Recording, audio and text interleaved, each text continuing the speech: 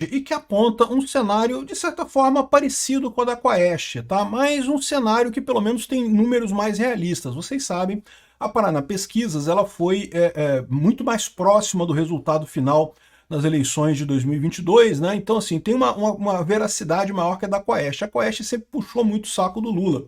Inclusive, na pesquisa da Quaest, eles fizeram um monte de perguntas do tipo, não, o que você acha se o Trump está ajudando, está atrapalhando, não sei o que lá. Umas perguntas que a verdade é que isso não tem como obter essa informação em pesquisa. Isso foi só mesmo para fazer propaganda, para dizer que o Trump está errado e não sei o que lá, e o Lula está certo, o Alexandre de Moraes está certo. Mas a verdade é que o que mostra nessa pesquisa aqui da Quaest e na pesquisa da Paraná Pesquisas aqui também, é basicamente a mesma coisa. O Lula tendo uma pequena melhora de avaliação, mas ainda muito ruim a avaliação. E Bolsonaro não sofrendo nada com isso. Apesar de coisa, é impressionante como é que o Bolsonaro ainda está na frente do Lula, mesmo depois de toda essa pancada, mesmo depois de toda essa pancadaria. Quanto mais o STF bate no Bolsonaro, mais o cara fica popular. É realmente incrível isso. Vamos entender esse caso aqui. Essa notícia foi sugerida por Noviça Rebelde, em briga de Saci, qualquer coisa voadora, e várias outras pessoas. Obrigado aí ao pessoal que sugeriu notícias lá no nosso site, novisãolibertaria.com.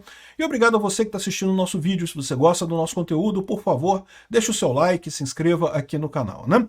Pois bem, a gente sempre faz essa ressalva que essas pesquisas todas não conseguem acertar muita coisa, mas dá para medir a temperatura da coisa de forma geral, né? E, de certa forma, embora o pessoal da esquerda esteja comemorando aqui, ó, Paraná Pesquisas, Lula vence todos os candidatos da direita e empata com o inelegível, né?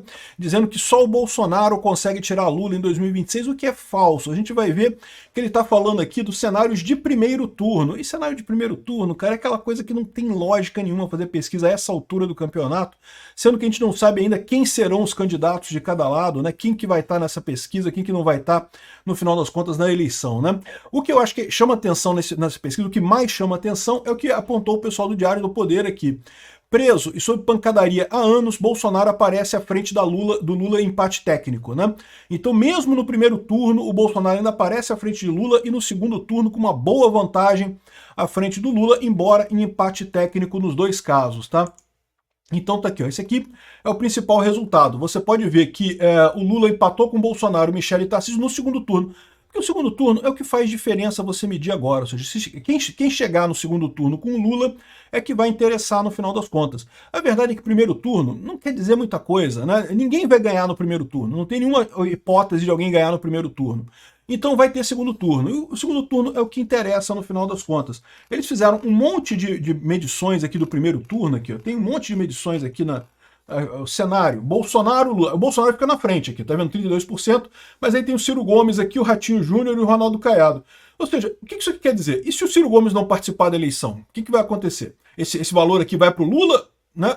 E o Ratinho Júnior e o Caiado, se eles não participarem, o valor deles vai para o Bolsonaro, o que vai acontecer? E se tiver outros candidatos também, entendeu? O grande problema de você fazer primeiro turno é que você não sabe ainda quem são as pessoas. Assim, é verdade que fazer primeiro turno só depois que já estão registrados os candidatos, beleza, isso seria só em agosto. Mas chegando perto da eleição, a gente vai ter uma noção melhor de quem serão de fato os candidatos nessa eleição. Por enquanto a gente não tem isso, né? Então, assim, esse resultado aqui não quer dizer muita coisa, esses cenários de primeiro turno. E diz o pessoal do DCM, aqui, o Diário do Centro do Mundo, Folhetim Comunista, né? Dizendo que Lula vence todos os candidatos da direita e empata com Bolsonaro. Empata não, perde para Bolsonaro, né? Mas, de novo, é cenário de primeiro turno, né? Primeiro turno tá aqui, ó. O Lula com a Michele, mas botaram a Michele, botaram o Renan Filho, botaram o Ronaldo Caiado, o Ratinho Júnior. Ou seja, né, é lógico que isso daí, o equilíbrio que você coloca aqui acaba prejudicando a coisa. Verdade seja dita, a Paraná Pesquisa foi pelo menos honesta de botar dois candidatos de esquerda, o Renan Filho e o Ciro Gomes, e dois de direita, o Ratinho e o Caiado, né? Então meio que equilibrou um pouco a perda de votos aqui. Mas ainda assim é um negócio complicado, você não sabe quem é que vai, né? Então essas medições de primeiro turno aqui eu acho muito pouco razoável, né? Agora, a grande questão é justamente no segundo turno. Aí sim, o segundo turno é que é uma coisa importante, porque independentemente de quem for, alguém vai passar com o Lula para o segundo turno, e aí que a gente tem que ver esse negócio. E aqui você vê claramente que o Bolsonaro ganha do Lula com bastante folga, inclusive, 44-41, ou seja, 3 pontos de diferença, é verdade. Como a margem de erro é de 2 pontos percentuais para mais ou para menos, então isso daqui ainda seria um empate técnico, né? A Michele também ganha do Lula, o Tarcísio fica com empate numérico aqui, exatamente empate numérico aqui do Tarcísio com o Lula. Colocaram aqui pela primeira vez o Rogério Marinho como uma opção do PL. O Rogério Marinho, ele é senador pelo Rio Grande do Norte, pelo PL, então ele é um cara de direita, é um cara que tem o apoio do Bolsonaro e coisa e tal, mas o primeiro teste dele aqui, ele dá bem perto do Lula aqui, né? É verdade, né? Ficou atrás do Lula aqui, por ser menos conhecido, né? E a grande coisa que esse pessoal não mostra nessa pesquisa aqui, como eu sempre ressalto, é que, embora a Michelle esteja só um pouquinho à frente do Lula e o Tarcísio esteja empatado com o Lula e o Rogério Marinho um pouquinho atrás do Lula, na prática, todos eles têm muito mais espaço para crescer do que o Lula, né? O Lula tem uma rejeição muito grande, né? E a tendência é piorar à medida que o tempo for passando. Então, todos eles têm muito mais potencial de crescimento na eleição do que o Lula. Então, se o Bolsonaro é outro que é mais complicado. Eu acho que o Bolsonaro está na frente do Lula aqui, mas o potencial de crescimento dele também é limitado. Ele e o Lula teriam um potencial de crescimento ali meio limitado nessa história. De qualquer forma, o PL tem outras opções excelentes aqui para isso, né? O Rogério Marinho é a primeira vez que colocam o nome dele aqui. Me parece um bom nome, né? Mas, de novo, eu faço sempre essa ressalva. O importante para mim é quem o Bolsonaro vai escolher no final das contas, né? Bom, vamos dar uma olhada na pesquisa completa? Tá aqui a pesquisa completa, olha só, vamos começar do início aqui, que eu dei uma lida nela toda aqui. Ele começa explicando aqui a amostragem, o que teve, coisa e tal, e aí vem aqui para as simulações de primeiro turno, né? Então tá aqui primeiro turno espontânea, sem indicação de nomes, né? O Lula ficou um pouquinho à frente do Bolsonaro, mas basicamente o mesmo valor, né? A estimulada, que é aquela em que são apresentados nomes para a pessoa e a pessoa escolhe os nomes. E daí o Bolsonaro está na frente um pouquinho, com 35,2 contra 34, mas aí eles vêm falando aqui um monte de coisa sobre vários cenários de primeiro turno, mas como eu falei para vocês, no primeiro turno, cara, não tem lógica ficar pesquisando isso agora, né? A não ser para você testar a viabilidade de nomes, como é o caso do Rogério Marinho, estão testando a viabilidade dele, ok, acho que é válido ver como é que ele se sairia no primeiro turno, né? Aqui, ó, o curioso também da pesquisa da espontânea é que coloca os nomes que as pessoas sugeriram, né? Então repare que o Tarcísio de Freitas já é lembrado por uma fração significativa das pessoas, mesmo sendo alguém que não tem uma projeção nacional, né? A Michelle Bolsonaro também, o Zema aparece aqui também, o Caiado, enfim, para testar novos nomes, acho que é válido isso, mas fora isso, não tem lógica primeiro turno, né? Agora aqui é do segundo turno. Do segundo turno, aí já faz sentido, né? Porque é ver qual dos dois, entre os dois, quem que você prefere. E aí, aquilo que a gente já falou, o Bolsonaro ganha aqui 44,4%, a Michelle Bolsonaro também ganha do Lula, o Lula empata numericamente com o Tarcísio de Freitas e ganha do Rogério Marinho, mas ali ganha apertado, ganha ali no talo da margem de erro, né? Como é que variou esse tipo de coisa, né? Deu uma queda na intenção do Bolsonaro e um pequeno aumento na intenção do Lula desde a última coisa, mas ainda está no valor bastante alto do Bolsonaro e ainda está no valor bastante baixo do Lula. Então o Lula vinha caindo bastante aqui, deu uma melhorada por conta do efeito Canadá aí, que, de novo, o Lula esperava um mega efeito Canadá, que ia recuperar a popularidade dele completamente, e não foi o que aconteceu. Deu um efeitozinho, mas só isso daí mesmo, né?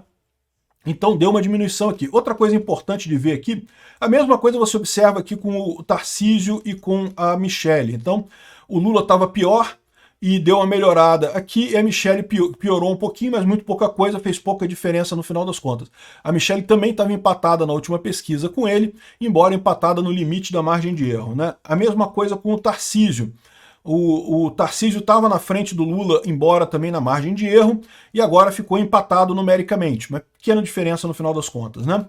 Outra coisa interessante é a aprovação do governo Lula, que também teve uma mudança aqui, ó. Se você vê a aprovação do governo Lula, é o mesmo efeito que a gente estava observando nas outras pesquisas todas, por isso que eu falo que tem um quê parecido com as outras pesquisas, de uma pequena movimentação aqui, basicamente dentro da margem de erro aqui, para menos e para mais aqui na aprovação do Lula, mas é só isso mesmo. A grande expectativa que o Lula tinha de que isso faria uma diferença enorme, que isso ia conseguir mudar as pessoas, que é todo mundo voltar a gostar do Lula, essa, meu amigo, essa já foi, né? Então, não tem nenhuma grande novidade nessa pesquisa, a não ser a coisa que eu acho impressionante nessa história toda e que eu falo para vocês. Esse é o grande fracasso desse pessoal, porque o grande objetivo deles com essa coisa toda era justamente fazer com que a população deixasse de gostar do Bolsonaro. O que eles querem é isso, é matar politicamente o bolsonarismo. E não estão conseguindo, cara. O Lula, quando estava equivalente, quando estava sendo processado e coisa e tal, na cadeia, essa coisa toda, o Lula estava com a popularidade lá embaixo. Inclusive, todo mundo chamava ele de defunto político. Acabou, o Lula morreu politicamente, né? Justamente por quê? Porque todo mundo viu a corrupção, né? A corrupção do Lula foi muito evidente, foi muito óbvio. E aqui, nesse caso, eles estão querendo inventar essa história do golpe, que não pega com ninguém, todo mundo percebeu que não teve isso, e estão tentando culpar o Bolsonaro por esse tipo de coisa, o que não tem nenhuma lógica no final das contas, né? Então o que chama atenção é isso. Essa tentativa meio desesperada do STF, da esquerda, de tirar Bolsonaro da vida política a todo custo, isso está cobrando um preço na credibilidade da instituição e não está conseguindo atingir o objetivo, que é o objetivo exatamente de evitar que o povo goste de Bolsonaro, de fazer o povo deixar de gostar do Bolsonaro, né? Enfim, é lógico, ainda vai atingir o objetivo, possivelmente, né, se eles realmente condenarem Bolsonaro, se não houver alguma reviravolta nesse caso contra o Bolsonaro aqui no Brasil, consegue impedir ele de participar das eleições do ano que vem, mas isso é uma coisa irrelevante na política, como eu expliquei para vocês. Por quê? Porque a tendência é a direita ganhar em 2026, e a direita ganhando vai indicar ministro do STF, e em muito pouco tempo a gente vai ter um STF de direita e vai resolver esse troço todo, né? O erro que eles continuam cometendo nessa história é tratar a direita como um fenômeno passageiro que vai acabar. Quer ver um outro caso disso? Olha só o Haddad falando aqui. Ó. Trump é temporário e o Brasil não pode ser quintal de ninguém, né? O Haddad falando que o Trump é temporário, o Trump vai passar. Eu não sei se o Haddad sabe, mas o Haddad vai passar antes do Trump, né? O Haddad muito provavelmente não dura a partir de 2026. O Trump fica pelo menos até 2028. Mas eles estão cometendo o erro, tanto no caso do Bolsonaro quanto no caso do Trump, de achar que eliminando o Trump, eliminando o Bolsonaro, eles acabam com o problema. E não é isso que é a verdade. O que há é realmente uma mudança, um realinhamento da sociedade. Então, impreterivelmente, pode não ser agora, pode demorar mais um tempo, mas a direita vai chegar ao poder novamente, vai fazer a coisa correta mais adiante. O Bolsonaro vai voltar a comandar o país em algum momento do futuro, mesmo que não seja em 2026. Eu acho que botar o Bolsonaro em 2026 seria uma ótima medida. Por quê? Porque já permitiria que essa coisa andasse mais rápido. Você satisfazer a mensagem popular, satisfazer o interesse popular é sempre a melhor política. Deixa o povo decidir. Agora, se vai ser em 2026, se vai ser em 2030 e coisa e tal, eu não sei. Esse pessoal está se apegando nessa história de que não, que Bolsonaro, vamos destruir Bolsonaro com esse processo, e eles não vão não, tá? Não vão destruir não. Podem impedir ele de participar de eleição, pode ser que continuem nessa história, mas vão acabar se queimando a instituição do STF e sem resolver o problema. A população vai continuar indo para a direita.